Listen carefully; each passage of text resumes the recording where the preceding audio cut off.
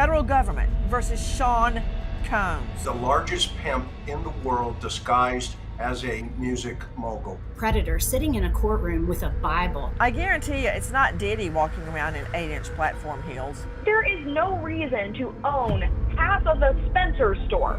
25 bottles of baby oil, 31 bottles of Astroglide. Illegal objection, ew. What do we know? We know the fact that he hit her. We've seen the videos.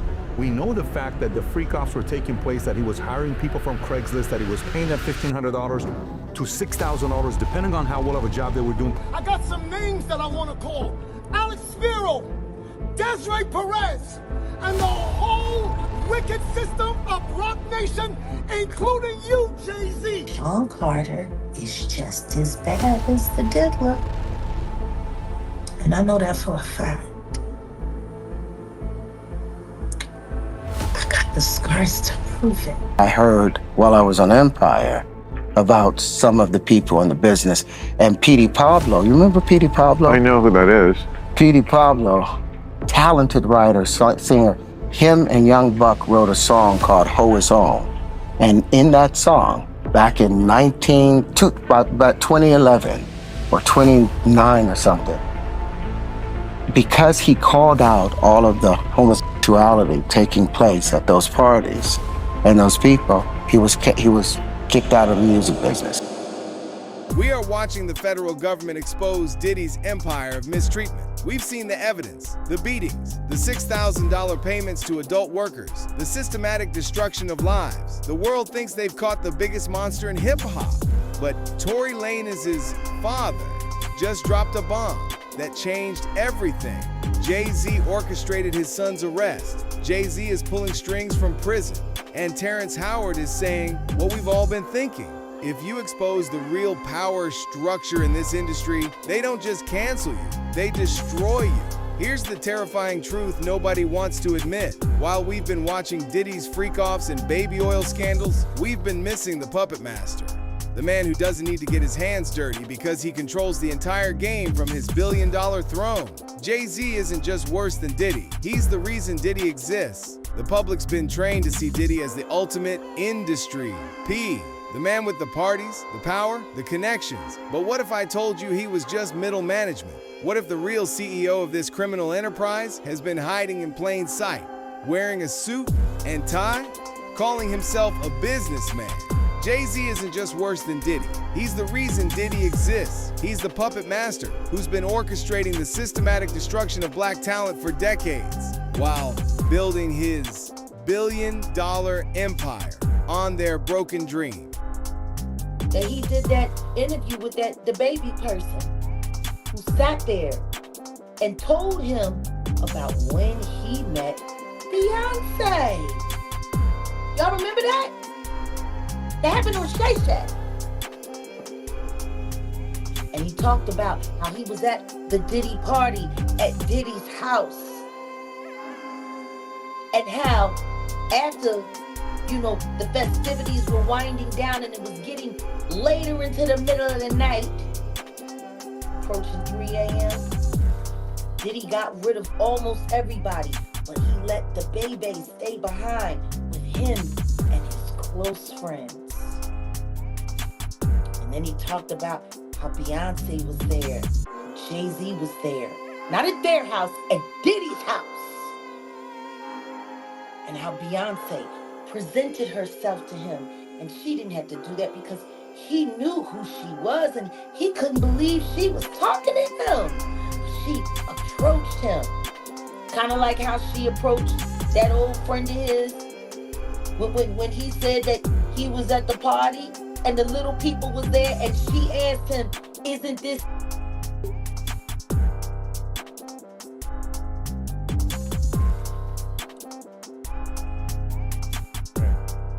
My. How illuminating. There's been a lot of freaking off going on for a long time.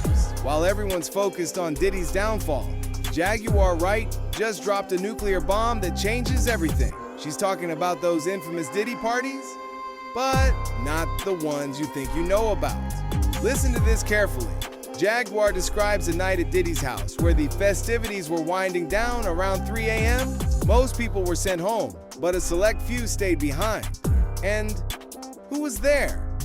Jay-Z and Beyonce, not at their own house, at Diddy's house. She describes how Beyonce approached someone at the party, asking, "Isn't this arousing?" Think about that for a moment. The world's most powerful couple participating in what Jaguar calls freaking off. That's been going on for a long time. This isn't some random accusation. This is an industry insider connecting dots that the mainstream media refuses to touch. While Diddy takes the heat, Jay-Z and Beyonce were right there in the thick of it. I think it's time for us to address the elephant in the room. R. Kelly was the first corporately sponsored pedophile. Everybody knew. Once it came out on R. Kelly, Jay-Z fled the scene. Point was, he knew all the time. For 20 years, Jay-Z refused to speak out against R. Kelly, but his former partner, Dame Dash, won't stay silent. Aaliyah is key to everything. Aaliyah and I were very serious. We talked about getting married, so I knew exactly what went on. She would be like, no, that's a bad man. R. Kelly did indeed marry his protege, the 15-year-old singer Aaliyah Houghton. Like, Aaliyah was like the sacrificial lamb for all that. 22-year-old rising star Aaliyah has been killed in a horrific plane crash. It's a pain that you couldn't understand. It changed you, turned you into a monster. When Dame was at his lowest, Jay committed the ultimate betrayal. I had so much trust in my brother, but he did things that I thought he would never do. So what you think I felt all these years? For 20 years, R. Kelly's power protected him. At that time, we did not look hard enough. Remember Aaliyah's album cover? Age ain't nothing but a number. Sitting back there like Perv Master. I mean, I wasn't there. You know, I ain't have nothing to do with that. They made a song together called Not Guilty. Anybody that knows what happened to my girl that with me should not be with homie. Period. Even as new allegations came out, Jay looked the other way. Kelly is accused of videotaping himself having with an underage girl. Prosecutors maintain the girl in the video was as young as 13 when it was made.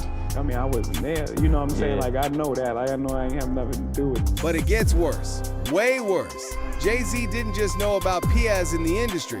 He protected them. Take R. Kelly. Everyone in the industry knew what R. Kelly was doing to young girls. Everyone.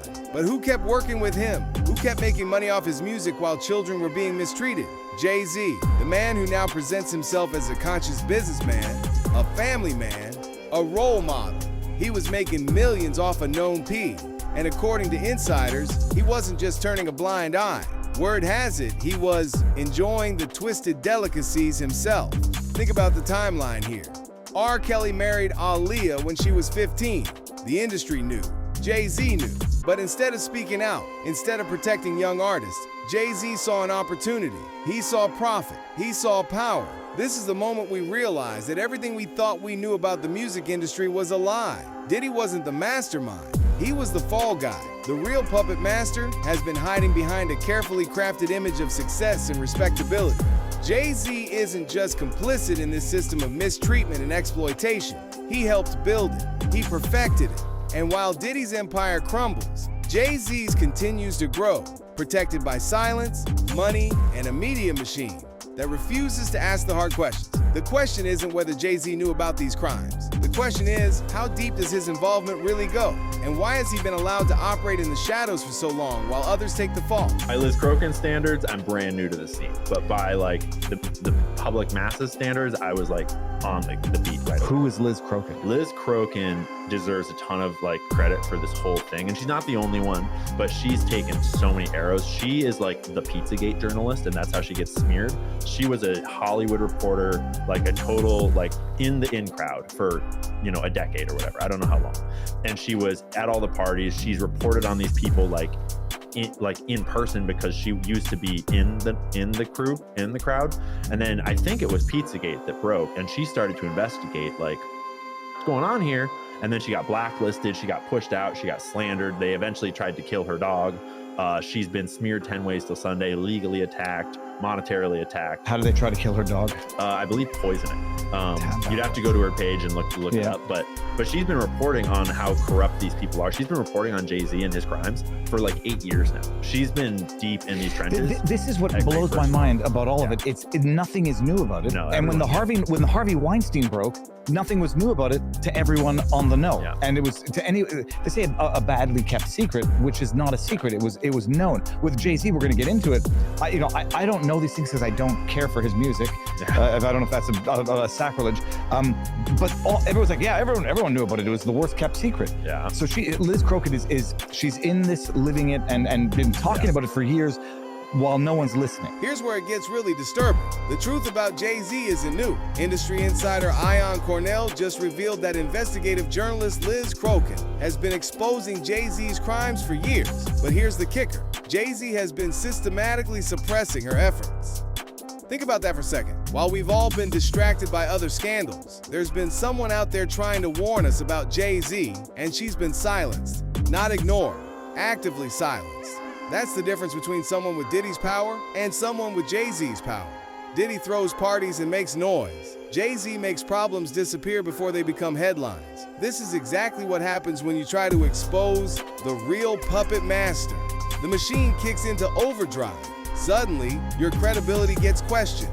Your platform gets limited. Your message gets buried under algorithm changes and fact checks. But why don't people want to believe this? Why is it easier to accept that Diddy is the ultimate villain than to consider that Jay-Z might be pulling the strings? Because Jay-Z has spent decades crafting the perfect image. The conscious rapper who evolved into a businessman, the loving husband, the cultural icon, the rags to riches success story that every young black man is supposed to aspire to be. Accepting that Jay-Z is worse than Diddy means accepting that everything we've been sold about success, about making it in America, about the American dream itself, it's all been a lie. It means accepting that the man we've been told to look up to has been destroying the very community he claims to represent. That's a hard pill to swallow. It's easier to believe that Diddy, the flashy obvious P, is the real problem. It's comfortable to think that once we get rid of the obvious monsters, the industry will be clean. But the truth doesn't care about our comfort. And the truth is that while Liz Crockett was trying to warn us, while whistleblowers were being silenced, Jay-Z was building an empire on the broken dreams and destroyed lives of countless artists. This is where everything starts to make sense. Terrence Howard isn't just another celebrity speaking out. He's someone who's seen the machine up close and lived to tell about it. When you give up those things, but when you give up your manhood, I've never seen somebody recover from it. That was all the people that went to the puffy parties. That was all the people that did all those things thinking that there was never going to be a consequence for what they were doing. Got punked out and pimped out by some greater desire. You shouldn't have a greater desire than being a man. So I believe that's a big problem with a lot of the actors out there because they get fluid. And next thing you know, once you go fluid, it's gone. You don't have any foundation to pull yourself back from. So maintain your man card. Listen to how he says this. There's pain in his voice, but also clarity. Terrence is connecting dots that most people are afraid to even acknowledge exist. He's talking about something the industry calls losing your man card. And he's linking it directly to those infamous parties we keep hearing about. They got punked out and pimped out by some greater desire. You should have a greater desire than being a man. Think about what he's really revealing here. There's something these people wanted more than their own dignity, more than their own identity. Fame, money, access to power, and they were willing to sacrifice everything, including their sense of self, to get it. But here's what's chilling about Terrence's words. He's not just talking about Diddy's parties. He's talking about a system that breaks people down so completely that they can never rebuild themselves. Who knows what happened to Philip? Who knows what he had to do in order to get to where he was at? There's a lot of things that people do that end up sitting and they can't get over it. And they got to keep getting high, hoping to get it out of their head. But when you lose your man card, that's the only thing I can think of. You lose your damn man card. What is that? What do you mean by that? You give up your ability, your right to being a man. A man don't take it, a man gives it. So when you give up that man card, you don't get that back. Are you saying what I think you're saying? I'm saying what I'm saying. You don't get that back. You come into this world as a man one time. You give up that right for anything, for fear of being hurt, fear of somebody doing something, for wanting to gain something. When you give up that man card right, you lose. Now Terrence gets surgical in his analysis, and this is where his role as our guide becomes undeniable. Notice how he doesn't just mention Heath Ledger and Philip Seymour Hoffman as tragic Hollywood casualties. He's connecting their deaths to a specific pattern of psychological destruction that he's witnessed firsthand. These weren't random overdoses or mental health crises. They were the inevitable result of men who couldn't live with what they'd been forced to become. When he talks about people getting high hoping to get it out of their head, he's describing the aftermath of systematic mental manipulation. These men weren't partying. They were medicating trauma so severe that sobriety meant facing an unbearable reality about what they'd sacrificed for success. The brilliance of Terrence's insight is how he frames this as a choice that becomes irreversible. A man don't take it, a man gives it. He's revealing that this system doesn't work through force alone. It works by creating situations where victims voluntarily surrender their dignity, their identity, their very sense of self, and then live with the knowledge that they chose to do it. This is psychological warfare at its most sophisticated. The perpetrators don't just mistreat their victims. They make the victims complicit in their own destruction. They create scenarios where saying no means losing everything you've worked for, and saying yes means losing everything you are. And here's what Terrence is really telling us. If this level of systematic psychological destruction was happening at Diddy's parties, then Diddy himself had to have been broken first. You don't develop this kind of sophisticated methodology on your own. Someone taught him. Someone perfected this system and then deployed Diddy as the enforcer. The real puppet master understood something that most people miss. Controlling someone's body is temporary, but controlling their sense of self is permanent. And when you've destroyed someone's core identity, they become the perfect weapon to destroy others because they're desperate to prove they still have power, even if it's just the power to inflict the same trauma they experienced. Terrence is leading us to the inevitable conclusion. Jay-Z didn't just know about this system. He architected it. He understood that the most effective way to control an entire industry wasn't through contracts or money. It was through systematic psychological destruction that turned victims into perpetrators, creating an endless cycle of mistreatment that protected the real power at the top. Did you ever have the opportunity where you got invited and you said no to it? Hell yeah. What was the consequences when you said no? Puffy invited me for weeks, asking me to come and teach him how to, wanted me to be his acting coach for a while. Go there and he's sitting around just looking. I'm like, okay, what's the material you want to work on? He's just looking at me. Then next thing you know, okay, hey, will you help me? I want to hear your music. So I come over there and I play the music. And he's sitting there, just looking at me, like waiting. Okay. So then my assistant was like, he wants to hang out with you next week. And I was like, for what? He's like, I think he's trying to. That's what my assistant said. I was like, oh, okay. Now I get it. So now no more communication. Now you know to be hands off with somebody. A number of producers come in to make the approach, and you threaten to punch them in the mouth, or threaten to knock their head off for talking to you or looking at you like you're a woman. When you approach a real man about his masculinity, you're gonna get a real reaction. It's a difference when a guy walks in a room and when a man walks into a room. And a man don't take the same things that a guy will accept. So always be the man in the room. And that's always been my whole thing. And I've lost businesses because I don't bend over in that way. I don't compromise. I don't play gay roles. I don't kiss a man. I don't do that because the man card means everything. This is the moment Terrence Howard pulls back the curtain on how peas operate in plain sight. What started as professional networking, acting coaching, music collaboration, was actually a carefully orchestrated seduction. Diddy wasn't looking for talent, he was hunting for vulnerability. The waiting Terrence describes isn't patience, it's a P calculating the perfect moment to strike. When legitimate opportunities become bait for something much darker, you're witnessing a system that's been perfected over decades. I feel funny. Is this real life? Yes, this is real life. I feel crazy. The world is spinning around me. Here's the aftermath of what happens when a child can't protect themselves the way Terrence could. This isn't just disorientation. This is the voice of someone whose reality has been shattered. When a 15-year-old disappears with a grown man for 48 hours and returns speaking like he's lost his grip on existence itself, we're looking at evidence of systematic psychological destruction. This is what Terrence refused to become, and what countless others couldn't escape. The pattern is undeniable. Diddy was the enforcer, the one breaking people down face to face. But someone taught him this methodology. Someone perfected the art of using legitimate industry opportunities as cover for unsavory behavior. Someone who understood that the most effective way to control an empire isn't through fear alone. It's through creating a network of broken people who become complicit in breaking others.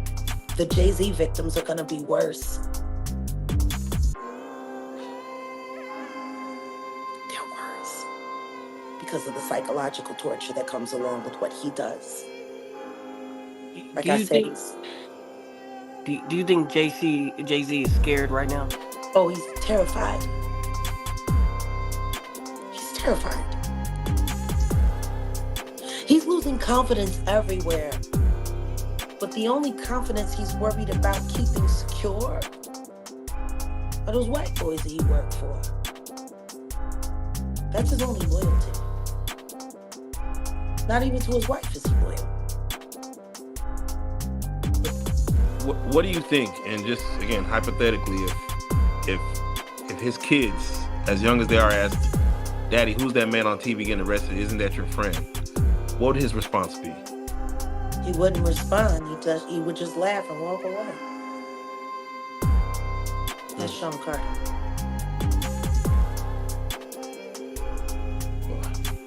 He doesn't own up to anything.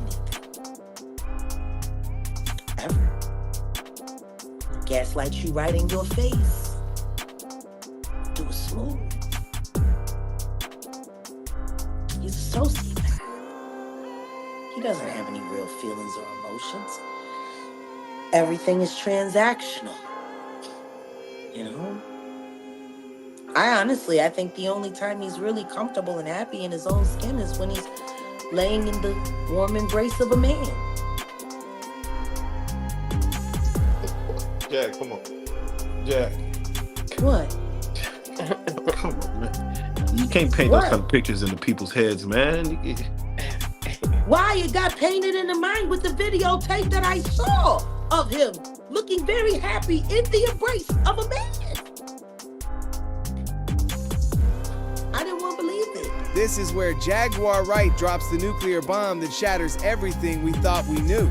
She's not just making accusations. She's claiming to have video evidence that directly connects Jay-Z's victims to Diddy's operation. But the real bombshell? The allegation that Jay-Z and Diddy's relationship goes far deeper than business partnership. If true, this means the entire hip-hop power structure has been built on a foundation of blackmail and mutual compromise that makes both men permanently vulnerable to each other.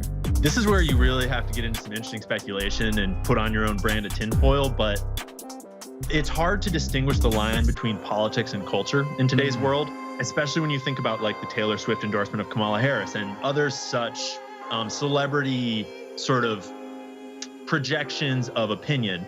And if you think about Jeffrey Epstein, he was really good at swimming through all sorts of powerful circles in Hollywood, in politics, in science.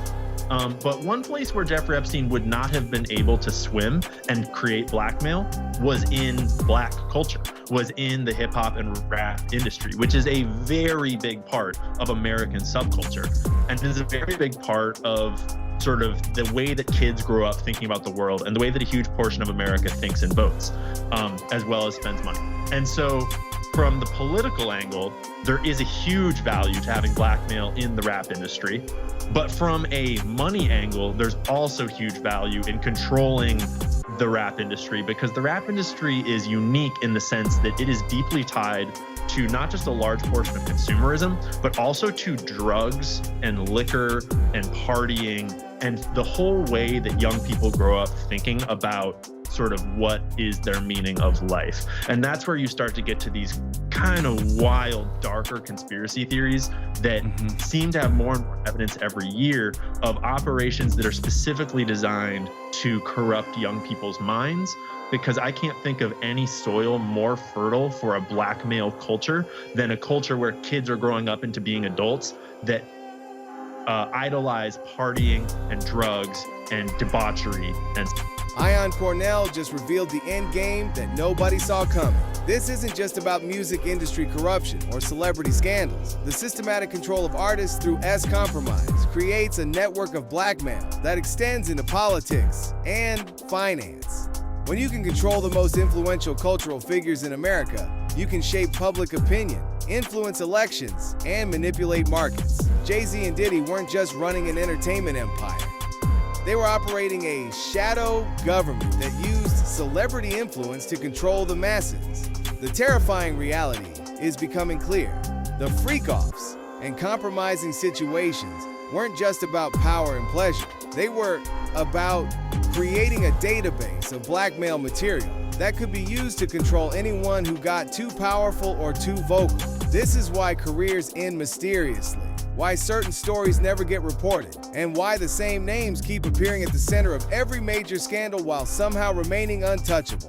We're not just looking at criminal enterprise. We're looking at a systematic method of social control that uses SL compromise to maintain power over the most influential people in American culture.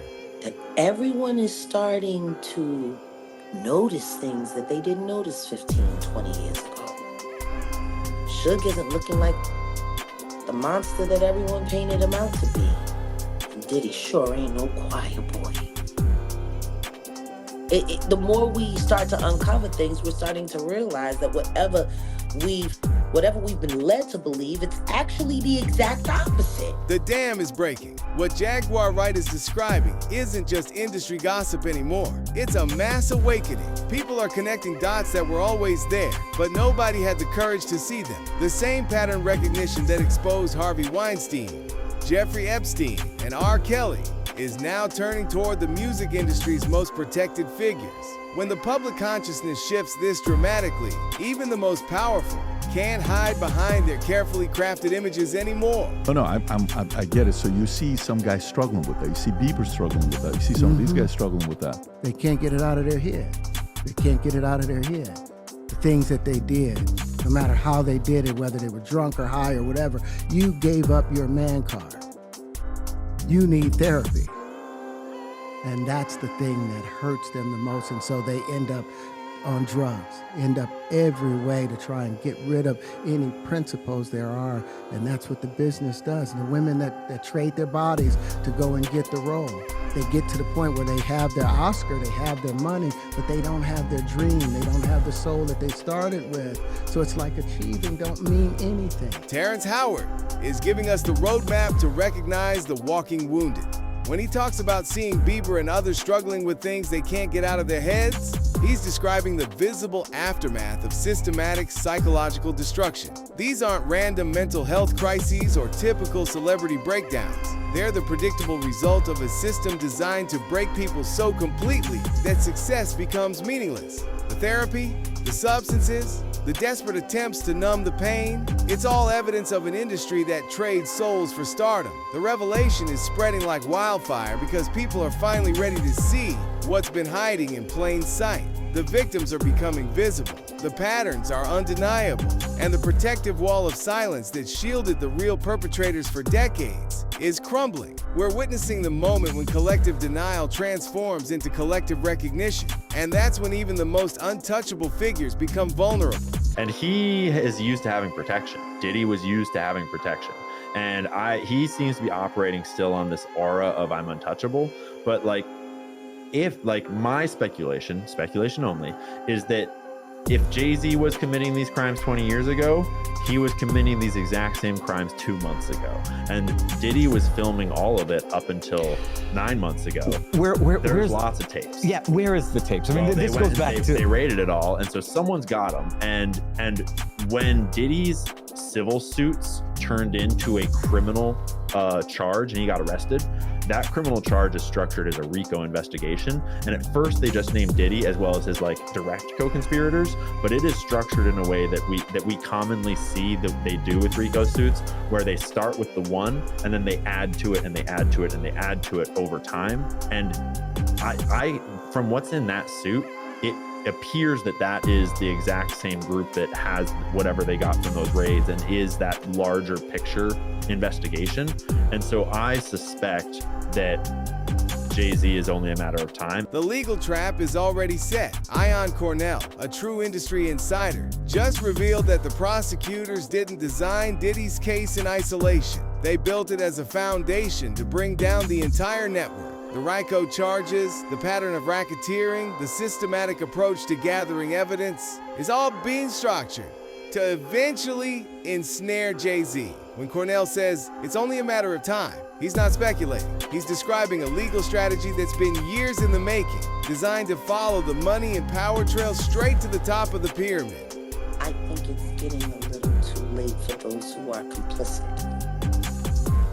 For the victims who have been too afraid to come forward because the diddler has been running around with impunity. It's time for all of the victims to come forward. But for the people that have been denying it, you know what, let's not be coy. You know, I am jabbed. So let's just keep it a buck. Let's keep it a beam. Stevie J should be charged. Mary J. Blige should also be charged. Jennifer Lopez should definitely be charged.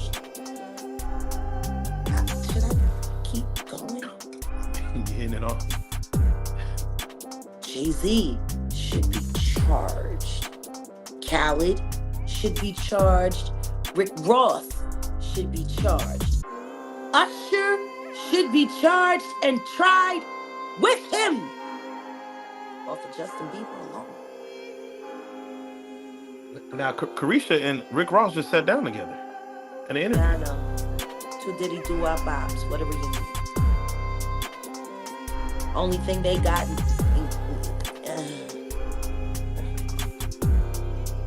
Now, will Diddy start snitching?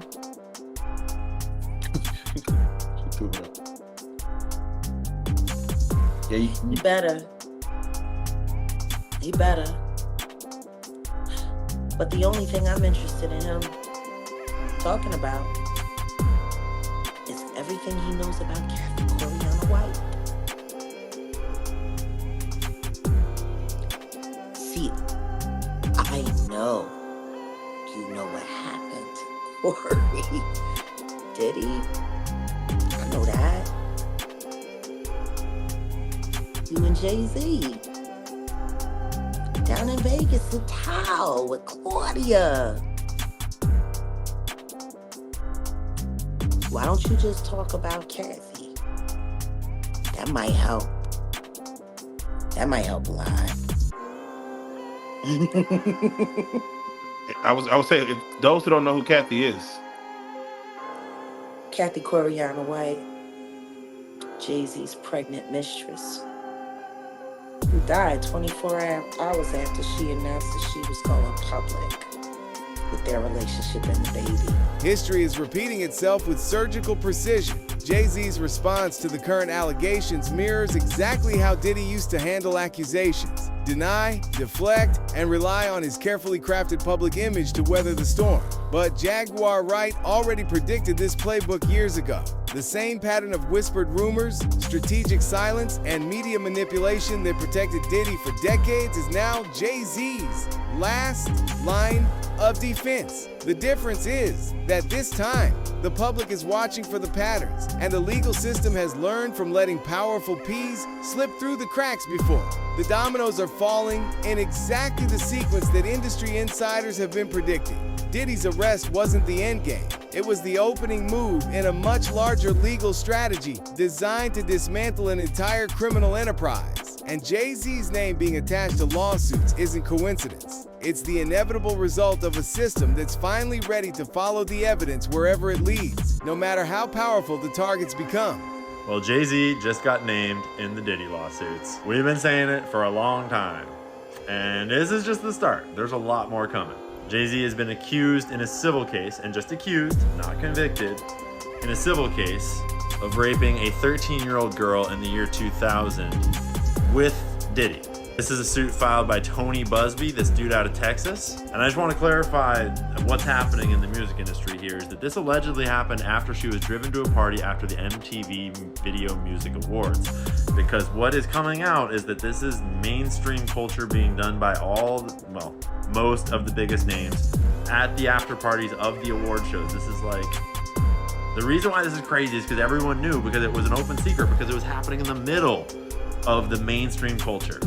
This lawsuit is from victims that are being represented by Tony Busby. He's the one that came out saying that he's representing 120 clients. He's the one that had that whole press conference that said many powerful people will be exposed. And I just want to clarify that this is boys and girls. In the first 6 complaints, it was on behalf of 2 Jane Does and 4 John Does. We've got complaints from people that were as young as 10 years old at the time, drugged, and Tony Busby is not just some random lawyer.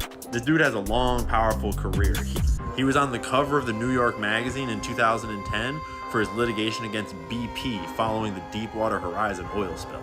He's represented celebrity cases, rapper, all kinds of stuff. He's also got a whole bunch of other stuff going on in his life. He's got a big reputation, and he's not trying to ruin that reputation.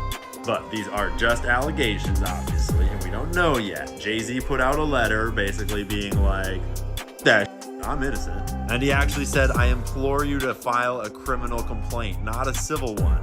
Okay, Jay-Z, let's go for a criminal complaint. Let's send this to jail. My guess is that just like with Diddy, what starts as a civil case will probably also become a criminal case. But I just want to read the last paragraph out of Jay-Z's letter here.